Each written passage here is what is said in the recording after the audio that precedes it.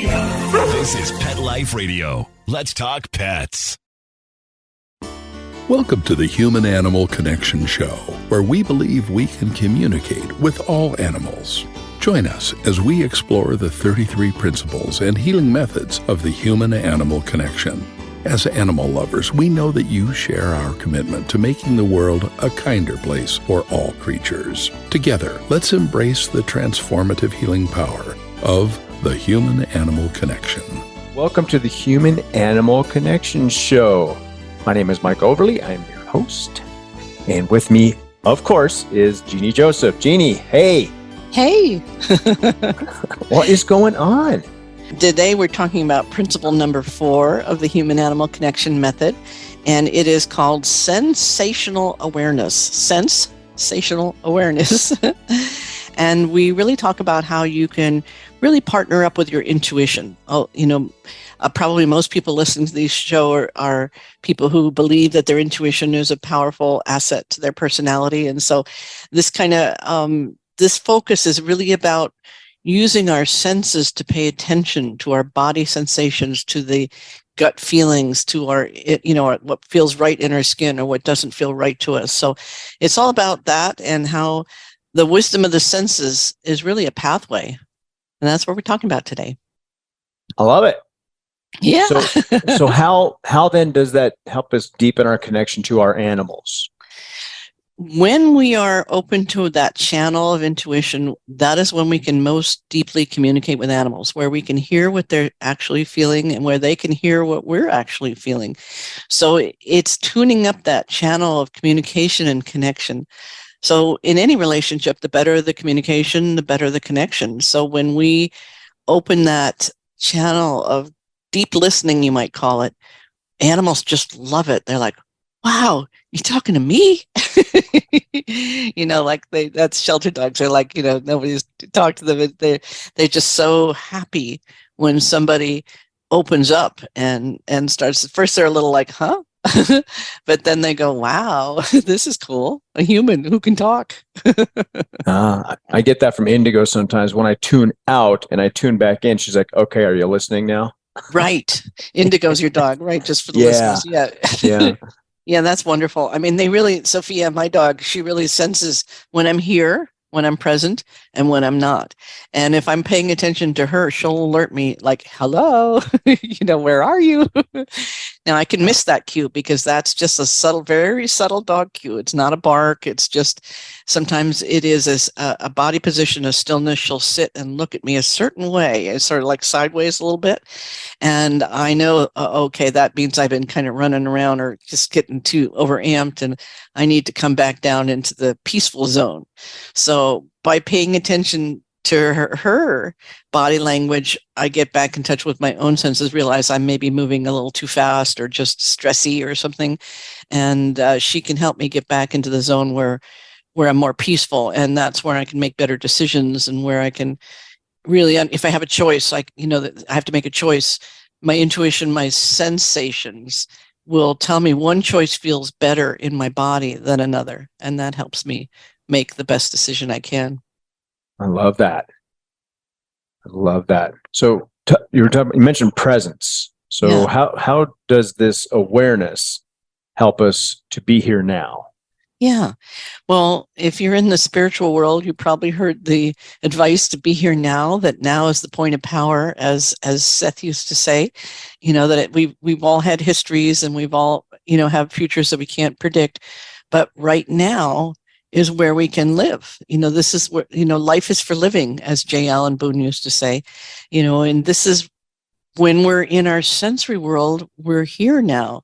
When we're in our head, we're worrying about the future or dwelling on the past. And, those are very human experiences, but animals really are much better at spending the majority of their time in the present. They can succumb to what we succumb to, fears about the future or thinking about the past. It's not that they don't do that, but they do it less, and they're much more easily to give that up. Like, all you have to do is pet them or give them a nice treat or take them for a walk or anything that they really enjoy. And they're willing to let go of all of that in favor of what's happening right here, right now. Yeah, so that's, one of the ways that animals can really enrich our lives is because of their deep commitment to being right here, right now. Whatever they see, smell, taste, touch, experience energetically, that can take their full awareness, and it can replace any thoughts or worries about something that happened in the past or something that could happen in the future. So they're really like Zen masters for us to help us be more here right now. Yeah, absolutely. I wrote about this in my book. Yeah. And I share that quite frequently with people, and they go, oh, yeah, they really do. I mean, it could just take 30 seconds with you petting your dog. Right. Just 30 seconds, and just focus on the dog, and everything else just kind of fades away, and that's why having sharing your life with an animal is so valuable and powerful, because they can bring us back to the sensation of your hand and their fur, or seeing them, or enjoying them, or petting them, or just being aware of their energy. I just sometimes Sophia will come and sit with me on the couch, and she just looks at me, and it's just so sweet, to have this little being just want to engage in this very pure way, not for anything, not for a treat, just purely out of the desire to connect. And I think we crave that as humans, even if we have people in our lives. Sometimes we're in a hit and miss dynamics with, connecting, but the animals really show us what it's like to just be completely centrally connected, to be really just here in the moment with the animal. And maybe that involves some petting, or maybe it's gazing into their eyes, or whatever that animal prefers. Yeah. Now, I'll even spend time just staring out the back door Yeah. with Indigo. She'll hit on something, and she'll just be kind of scanning, and I'll get curious. I'm like, okay, let's go see what we're looking at. Yeah, exactly. And we'll just stand there together, looking at the trees, or the squirrels, or the birds, or whatever. Yes. Yeah. Yeah. I heard someone refer to their dog as doing tree trancing, where her dog will just stare at the tree and just go into this like really peaceful, calm trance. And, who knows what all the levels that they're engaging on when they're connecting with that tree. It may look invisible to us, but it may not be invisible to them. It may be perceptual to them, or they may be having a conversation, or just getting a healing. Trees are very healing. We feel that when we go out and we are with the trees, and it doesn't necessarily mean you have to touch them, but just to be in their energy field can be very, very beneficial.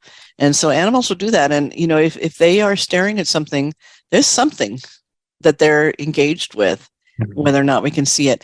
And with animals, that we've talked about this in another episode. In the shelter, their senses get overwhelmed because there's too much stimulation. There's too many smells, there's too many sounds, too much vision, and they can't do anything about it. In other words, they can't go sniff it, they can't go identify it. And so they're getting bombarded with sensation, but they can't sort it out. What happens, I believe, is my theory, is that their senses get out of order. And what happens is that for a dog, naturally will go nose first. That's how a dog will meet you, is through the nose. They'll see you, they'll hear you, but they really want to sniff you. That's how they're going to get most of their information about what your character is, what you ate for lunch, what your intentions are, if you're friendly, if you're a dog lover or not. They're going to get all of that, through all of their senses, but using predominantly the nose. And so when you can help a dog that's been overstimulated by getting their senses back in order, meaning that where they go nose first, like with a really stinky treat or a really good scent, that if you're doing scent work, that can help them reset their entire nervous system. Because once they're going nose first, then they're not as reactive to movement and things that they see or hear, which can destabilize them if they're overstimulated. So helping the dog get back to nose first is a great way to help your dog get calm. And at the human level, if you understand your own nervous system in terms of what senses bring you the most peace, then you can rapidly get yourself back into a peaceful state. So for some people, that's going to be auditory. And so like just listening to music that they love is going to really put them in that great state. Or the absence of sound, taking away sound if they've been overstimulated auditorily. Or people who are very visual, if they're understimulated, they need to go to the movies or go for a walk or be out in a coffee shop, see more things. But if you're overstimulated visually, you might want to put an eye mask on or close your eyes for a few minutes, and that's going to help your brain reset. So it helps for both humans and people who share their lives with animals to understand your animal's sensory preferences and your own. Yeah, absolutely. And I mean, we have all these different senses. There's things that I think we're not even aware of. Right. That intermingle with our fields as well. Our animals are able to pick up on things that we just don't get. So, exactly. I love paying attention to the dog, and because she gives me so much more, and she enriches my energy more than I could even imagine. Yeah. We have this one dog in our therapy program. We have a program called Canines Teach Compassion. We were bringing the therapy dogs in the high school. We have this one dog. He's 7 years old, but he acts like a puppy. So he's got a lot of energy, And one of the things that we're beginning to notice at first is it's very easy to just see him as kind of a rambunctious dog, or even a untrained dog, which is not quite true, because he actually has some training. But one of the things we're beginning to understand is that his person takes him on walks through she lives in kind of a rough neighborhood. So he gets to, experience different people, homeless people, different things. Some homeless people he loves and he's fine with. Other homeless people, he just has a negative reaction. And at first she was like, oh God, how am I going to do about, this dog having these reactions? And then we began to really observe who he's reacting to and who he isn't. And I said, well, this person has a really balanced energy. This looks like a really kind person. This person maybe has some entities or some energetic attachments that aren't so friendly, which is not nice for them. It's a rough experience, maybe part of their whole set of circumstances makes them hard for them to live in their own skin, and then hard to live in the world, But what we're beginning to realize is this dog that seemed to be a hyperactive dog is yes, he's high energy, but also very refined, because it's not all homeless people. It's not all colors of skin that he's reacting to. He's very specific about some people that he's just going to go crazy and bark, and other people it's just like, oh, hi, how are you? So, they do sense energy around us. They are very good energy readers if we know how to read their behavior. So I remember I told you about Oscar, my first therapy dog, and how he was with soldiers, and we'd be working with hospitalized soldiers, people with PTSD, and he would go around the circle and he would know exactly who the dog people were, who wanted to engage with him, and who he should just pass right by. And so it's a wonderful thing to pay attention to the sensitivities, the sensational attendingness of animals to people. And from them, we can learn a lot. We can learn a lot about how to perceive the world through our own senses. I love that. Well, I had a question about sensory anticipation. Yeah, this is a really good thing that we help with dogs when we're teaching the focus skill, which is the ability to make eye contact. That's part of our human-animal connection therapy dog training program, is that we want dogs to be really comfortable, really gazing into your eyes, not just giving you a glance, but to really just melt, because it's very powerful healing to just melt into another being's eyes, a being that's very present. And so once they've learned how to focus, where we put the treat right at the top of our nose, right between our eyes, and the minute they look at us, they get the treat. And once they've learned it, then we slow it down, and we slow it down, and we slow it down. So we're slowing it down, meaning that they are watching the treat come from my nose to their nose, slower, slower, slower, slower, slower. They know it's a treat. They know it's going to happen. They've already learned the skill of focus, was our word for look. Some people use look at me, whatever word you want to use is fine, but we use focus because it also relates to the human side, that what you focus on, you get more of. So if you're focusing on joy, you're going to feel more joy. If you're focusing on gratitude, you're going to feel more gratitude. If you're focusing on stress, you're going to get more stress. So we use the word focus because it's part of the human curriculum in our classes. So when we're slowing it down, what we're doing is we're actually entraining the dog to move more slowly and to be in a state of anticipation, which is the opposite of fear.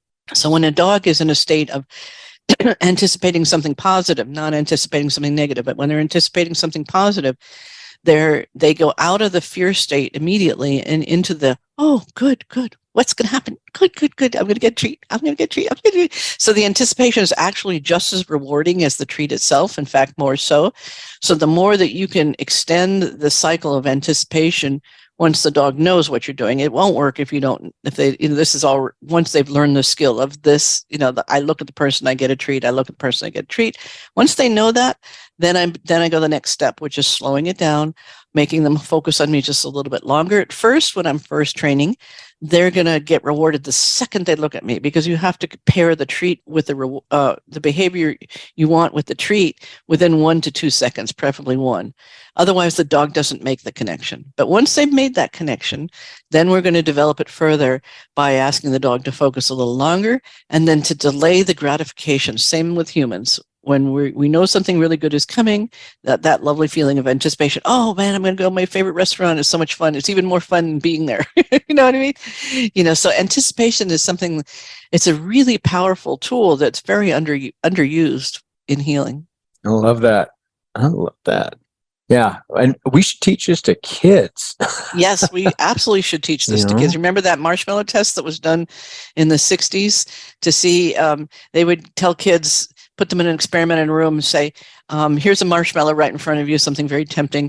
I'm going to go away, and if you don't eat it, you can have 2 when I come back. That was the instruction. So some kids could withstand, the anticipation of waiting, not eating, not consuming it, but waiting for this. And they would do all sorts of things. They would cheat. They would lick their tongue or lick it or touch, they would move it, like smell it, I mean, it was really hard. These were young children, I think. I forget exactly the age, 5 or 4, some young.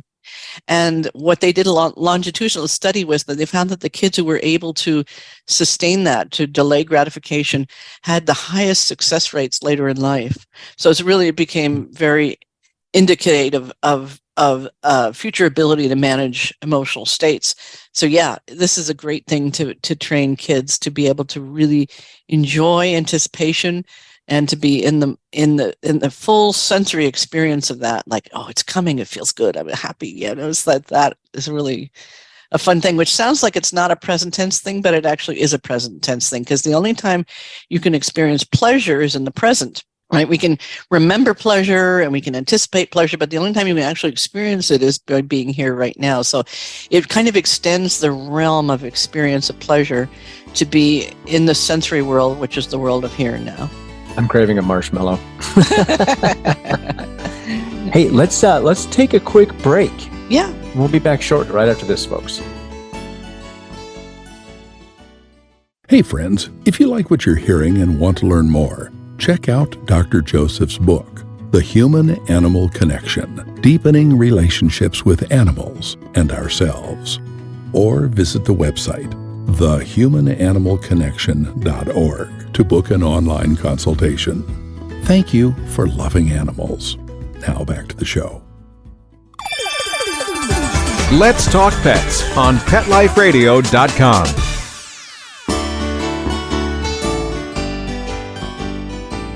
Okay, welcome back to the Human-Animal Connection Show. So we were just talking about sensory anticipation, and Jeannie was telling us about the study done with a marshmallow in kids, and I was starting to salivate, so we had to take a break. But I want to talk about pleasure and sensory awareness, right? And what can animals show us or teach us about that? Yeah, so it's if you've ever seen a horse roll over in the dirt and just relish that, roll and roll and roll and make themselves all dirty, and it usually happens after they've been given a bath by their owner. Let me get the dirt back. But just the pure pleasure of rolling in the dirt. And I remember when I first started volunteering in shelters, this was in Hawaii at the time, and they had just a little tiny, it was a relatively small park in, closed in area with grass. And we'd take these dogs that were in just cement kennels and take them to the grass. And the first thing they would do after they got peaceful, I would do some healing techniques for them, get them peaceful. And then they would just go roll in the grass. And it always made me so happy to just watch this feeling. And I think it's like a chiropractic adjustment. It's like everything for them. They really tune their bodies up to having this little roll. And just watching it made me feel good. Just seeing their pleasure and knowing that I had a hand in it, in the sense that I provided it was fun. It was just so beautiful to see how all of their senses are organized around the same experience. Like often for humans, we have split focus. Like we're talking on the phone, our ears are doing one thing, our hands are doing another, our eyes are doing something else. We're multitasking a lot, and our senses are often not working in sync. They're working in separate channels, like, you know what I mean? But when we get them all organized the way animals do, it's a full body experience. It's like a vacation for the senses, to bring all of our senses into order, into alignment, into cooperation. And that experience is very pleasurable.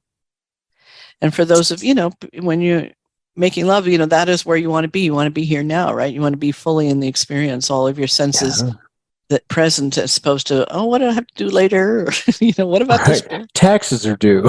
Taxes are due. Right. Yeah. So I think, one of the ways that it helps us to be aware of animal sensation is to pay attention to them, because often they have messages. Like, there are countless stories of before natural disasters of the animals' behavior changing completely. The birds stopping singing, animals running for higher ground, just all kinds of dramatic behavioral changes. And in fact, China went through a phase where they realized that animals could predict earthquakes, and they started teaching people in this remote location to pay attention to the earthquake alerts, and the animals were absolutely 100% accurate. So they went through, I don't know if they continue doing that, but they went through a cycle of really saying, hey, this is our best early warning system, remote areas where maybe can't get the message to them or whatever. But if they just remember to pay attention to these large animal patterns, not just a single bird, but, if all the birds stop singing and moving, someplace, or all the animals start stampeding to higher ground. Before tsunamis, in Indonesia, the animals, many of them started to leave. They went for higher ground. So yeah, well, they're tuned in, right? This goes back to the energy and the fields that are always around us that we just don't have a sense of, most of us, and they're just constantly tied into that. Absolutely. Yeah. There's a little tiny bird would fit in the palm of your hand. Not that you should hold it, but that's just to give you a sense of size. It's called a veery bird, and they have a very specific sort of seasonal schedule for what they do. Mating and nesting and then migrating. So they have this very routine, but because of climate change and everything, their schedules have been changing. And the other thing is that scientists have discovered that their ability to predict hurricane season is impeccable. Like, if they know that a hurricane season is coming, we're talking months away, several months away, they will back time their whole procedure of mating and nesting and all of this and flying to avoid that. And there were a couple of years where the National Weather Service was predicting, it's going to be a mild season, but the birds said, no, it's not. And they started doing everything early, and the birds were right. So they had data, so to speak, sensory data, months before our most advanced scientific data could. So this is why it's so important to pay attention to the animals who are deeply tuned into the senses, even pertaining to the earth and changes in the earth and in weather and so on. Yeah, I think even in this country, many years ago, we were more in touch with our environment and nature. Yeah. Being able to, just see clouds, but then you could smell the moisture. You say, oh yeah, there's rain coming. Oh yeah. And now we just I don't know what that is. Right. So exactly. And the weather apps are wrong consistently. Yeah. Exactly. Yeah. I remember I used to be in the movie business, and when I was in Hawaii and we were working with our on a film that took place with a lot of scenes, surfing scenes, and we had this, Hawaiian man who was just absolutely amazing. And in the movie business, the most expensive thing is to move the crew and the equipment. That's where you lose a lot of money, you lose a lot of time. And we're talking, you could lose $50,000 by making a wrong call on the weather. So it's or not 50,000, even more, depending on the size of the crew, but lots of money could be wasted with movement that shouldn't happen. So sometimes in Hawaii, it would rain, and, we would need to know, is this a short rain that we should just, stand back and take a 15-minute break and then go right back to it? Or is it going to be a long rain? And, as Caucasian people, we had no clue, right? The weather report, and these are the little rains that aren't in the weather report, in the mountains by the water and everything. And so we would turn to Brian Keolana. He was amazing. And we would say to him, it would start to drizzle or whatever. We'd turn to him and say, what do you think? And he would look at the ocean. He would look at the clouds, and he said, it's going to rain for 11 minutes. And he was absolutely right. It's like, how, I mean, we were all just like chicken skin, like, I mean, how does he know this? But he was so precise. And, that was worth its weight in gold, because we knew whether to wait it out or we had to change location, do another shot, which was, enormously expensive to move a whole cast and crew and all the trailers and makeup and everything, so to be able to know that, and that, this was a man who was, in the water a lot, very in tune with the creatures in the water, and just very attuned to the earth's rhythms, because you, as a professional surfer, you have to be, you have to be paying attention to the changes. And, in the Hawaiian culture, they would navigate by the stars, before there was instruments and stuff. They could do these long voyages like the Hokulea, and they would recreate these voyages. Now they do them now where they recreate this and with instruments for backup, but using those ancient methods. So by being in touch with our sensory and intuitive, our higher senses, not just our 5 senses that we know about, but our proprioceptive senses, which is our sense of energy field around our body, energy around our body, which is like with animals, like with horses. Like, you don't want to just go walk up to a horse and, immediately just connect. You want to move slowly so the horse can feel your energy merging with his energy or her energy. That's something that as humans, we can benefit by remembering our more refined senses. Yeah. Indigo, she tells me frequently how she's feeling, right? Energetically. Yeah. And if my energy is a little tweaked and off, she's like, I'm just going to move out of this space. Exactly. And, and she's so smart and knows how to take care of herself in that way, where most of us are like, I feel icky and I don't understand why. Mm-hmm. Yeah, that's great. I know, it's really interesting, and to just pay attention to that. Oh, okay, maybe I'm a little tweaked out right now, and that's why she's going in the other room. You know what I mean? Yeah. Sophia, my dog. So that attending to what they're attending to can really help us. It's like a training to get us more in sync with our senses, to share your life with a being who's predominantly in their senses. Yeah. Yeah. That's perfect. That actually brings me to my last question. Yeah. It was, what is the connection between your sense of safety and sensory awareness? Really good. Yeah. So I talk in the human animal connection, we talk about something I call the safety tank, which is kind of like the metaphor of a gas tank. It can be completely full, it can be completely empty, anything in between. So I believe that we have a sense of safety, like we either feel safe or we don't feel safe. But often we're not paying attention to that because it may not be politically correct. I'm driving through this neighborhood and I shouldn't be a racist. I shouldn't feel unsafe, but I do.